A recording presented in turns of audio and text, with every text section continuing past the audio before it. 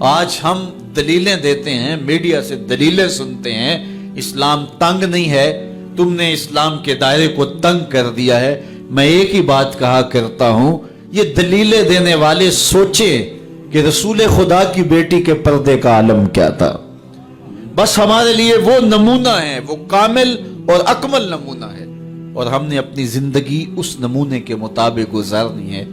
سیدہ پاک سلام اللہ علیہا کو اس بات کی فکر رہتی تھی کہ ساری زندگی تو میں نے اپنے پردے کی حفاظت کی، مرنے کے بعد جب پٹڑے کے اوپر ڈال کر کے لے جایا جاتا ہے لاش کو، تو اس وقت جسم جھلکتا ہے، چھلکتا ہے تو بے پردگی ہوتی ہے۔ تو زندگی میں تو انسان اپنے پردے کی حفاظت کر لیتا ہے، لیکن جب جنازہ اٹھتا ہے تو اس وقت عورت کے جسم کی ڈیل ڈول ظاہر ہو جاتی ہے، اگرچہ اس کے اوپر پردہ پڑا ہوتا ہے۔ اور یہ سخت فکر مند تھی اور بات بھی کرتی تھی۔ حضرت اسماء بنت امیس رضی اللہ تعالی عنہا سیدہ پاک کے پاس بیٹھی تھی، اور یہ وہ خاتون ہیں جنہوں نے حبشہ کی جانب ہجرت کی تھی۔ جب مسلمانوں پر حالات تنگ ہو گئے تو 2 مرتبہ حبشہ کی جانب ہجرت ہوئی ہے، اور تیسری ہجرت جو ہے وہ مدینہ المنورہ کی جانب ہوئی۔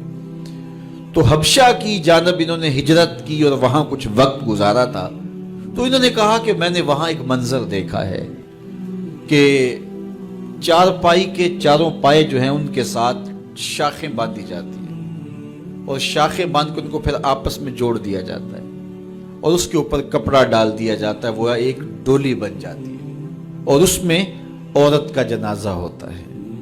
جب یہ بات سنی تو سیدہ کی خوشی کی انتہا نہ رہی، کہا یہ تو بہت اچھا ہوا۔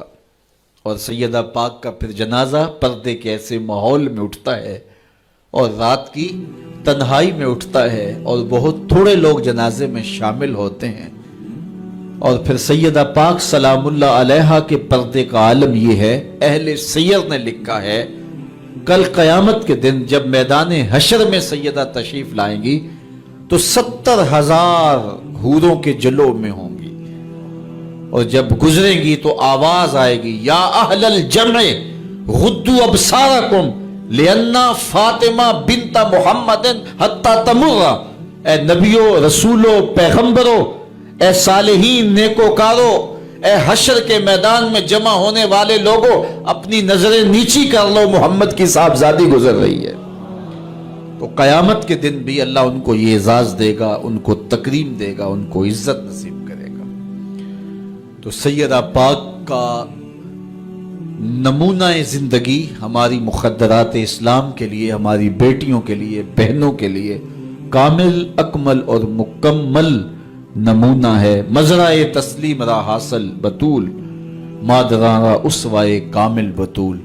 تو ان سے ہمیں سیکھنا ہے کہ انہوں نے اپنی ساری زندگی کیسے گزاری۔ آج کی عورت کہتی ہے کہ میں نہیں کر سکتی نماز، روزہ اور یہ امور نہیں بجا لا سکتی، بچوں کا بوجھ اتنا ہے، ان کی تربیت اور ان کو کھانا دینا، ان کو دودھ دینا، بار بار جو ہے وہ ان کا لباس تبدیل کرنا، کب وقت ہوتا ہے، میرے کپڑے بھی ناپاک ہو جاتے ہیں، تو کیسے میں ان کو جو ہے بچوں کو کروں اور اس کے بعد عبادات بھی وقت پہ کر سکوں، تو یہ بڑا مشکل ہے۔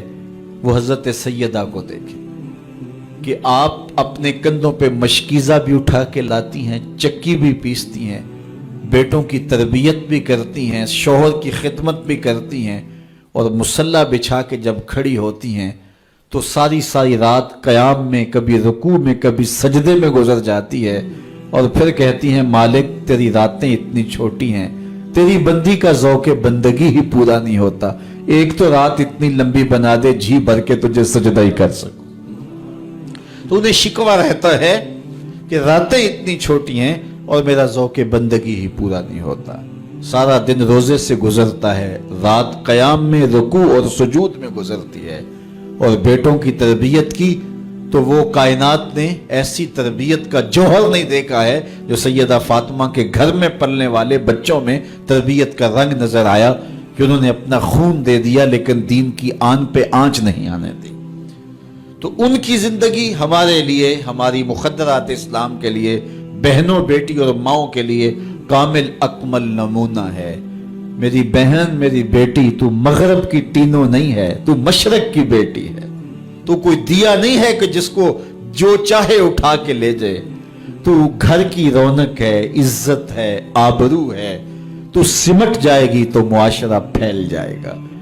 اور تو اگر گھر میں سمٹ کے بچوں کو سنبھال لے گی تو امت بحر و بر پہ قابض ہوگی، لیکن اگر تو گھر کو نہ سنبھالا تو پھر امت کبھی بھی بامراد اور کبھی بھی سرخرو نہیں ہو سکتی۔ اگر پندے سے درویش پذیری، ہزار امت بمیرت تو نہ میری، بطول باش و پنہا شو ازیں اثر کہ در آغوش شبیر بگیری۔ اقبال کہتا ہے کہ اے امت مسلمہ میری ایک بات مان لے، ہزار امت مر جائے گی، امت مسلمہ تجھے موت نہیں آ سکتی۔ اور وہ کیا ہے؟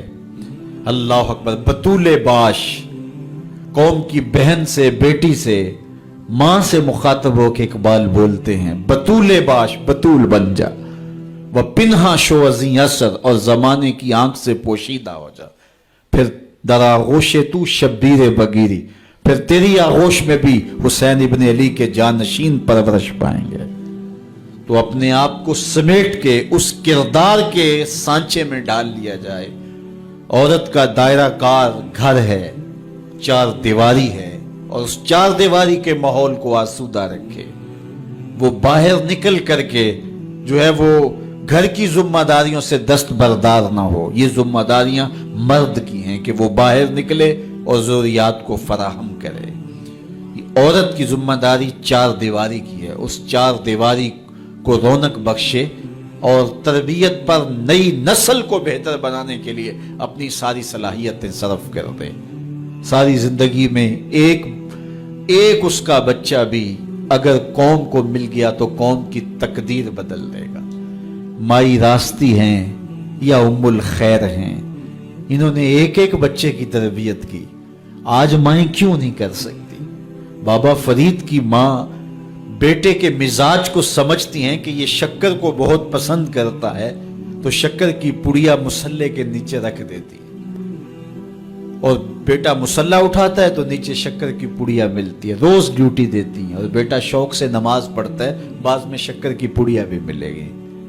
ایک دن کہیں گئی تھی تو نماز کا وقت ہوا، ماں وہاں بے چین ہے، اور وہی مسلح بچھا کے کہتی ہے مالک میری لاج رکھنا۔ آج بیٹا مسلح اٹھائے اور اس کو شکر کی پڑیا نہیں ملے گی تو راز کھل جائے گا، تو بیٹا کہیں بدظن نہ ہو جائے۔ اس کا گمان یہ ہے کہ مالک اپنی کرم نوازیوں سے یہ پوری مجھے ڈائریکٹ دیتا ہے، درمیان میں کوئی نہیں ہے۔ اللہ اکبر۔ خیر ماں واپس پلٹی اور سب سے پہلے تجسس بھری نگاہ سے بیٹے کو دیکھ رہی تھی کہ بیٹا کوئی شکایت تو نہیں کرتا، لیکن فرید بیٹے کے لب پہ کوئی شکایت نہیں تھی۔ خیر ماں نے پوچھ لیا بیٹا نماز پڑھی تھی؟ کہا اماں نماز پڑھی تھی، لیکن آج جو شکر ملی ہے اس کا چس ہی کوئی اور تھا، اس کا ذائقہ ہی کوئی اور تھا۔ تو آنکھوں سے چھم چھم آنسو برسنے لگے، مالک تو نے میری لاج رکھ لی۔ تو پھر بتایا کہ بیٹے میں تو یوں ہی پڑیا رکھتی تھی، آج مالک نے جو ہے وہ میری لاج رکھی ہے اور تیرے مسلح کے نیچے پڑیا رکھ دی، پھر فرید بنا نا۔ تو پیچھے ماں کھڑی نظر آتی ہے، حضرت غوث اعظم رضی اللہ تعالی عنہ۔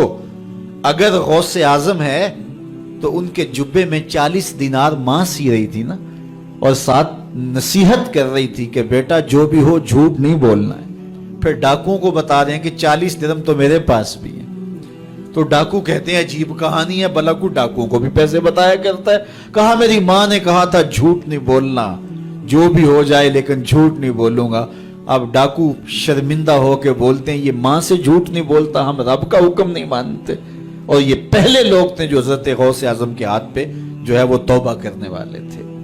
اللہ اکبر۔ قطب الدین بختیار کاکی جب درس گاہ میں جاتے ہیں، استاد پڑھاتا ہے الف لام میم ذالک الکتاب، پورا پارا سنا دیتے ہیں۔ دوسرے پارے کا آغاز ہوتا ہے سیقول السفہاء من الناس، بچہ سارا پارا سنا دیتا ہے۔ تیسرا پارا، چوتھا پارا، 14 پارے سنا دیے۔ کہا یہاں سے شروع کرو، سبحان الذی اسری بعبدہ۔ تو کہا بیٹا جس درس گاہ میں 14 پارے پڑے تھے وہیں بقیہ قرآن بھی حفظ کر لیا ہوتا. کہا استاد جی میں کسی درس گاہ میں نہیں گیا, میری ماں 14 پاروں کی حافظہ تھی, اور صبح جب اٹھتی تھی تو قرآن بھی پڑھنے لگتی اور کام کاج بھی کرتی, تو بچپن سے ہی سن سن کے ماں کی آغوش سے یہ 14 پارے یاد ہو گئے. تو مائیں اگر ایسی ہوں تو بیٹے ایسے ہوتے ہیں. اس لیے ماں کے کردار کو روشن کرنا ہوگا, ماں کے کردار کو بہتر کرنا ہوگا, اور ماؤں کے لیے کامل اکمل نمونہ سیدہ پاک سلام اللہ علیہا کا نمونہ زندگی ہے, اور ان کی زندگی کے ایک ایک پہلو سے روشنی لے کر کے, اجالا لے کر کے مخدرات اسلام کی زندگیوں میں چراغاں کیا جا سکتا ہے, اور ان کی زندگی سے ایک اچھی نسل تیار ہو سکتی ہے. کسی نے کہا تھا مجھے اچھی مائیں دے دو میں تمہیں اچھی نسل دوں گا, تو سیدہ پاک کا اسوہ ہمارے لیے یقیناً کامل اور اکمل نمونہ ہے.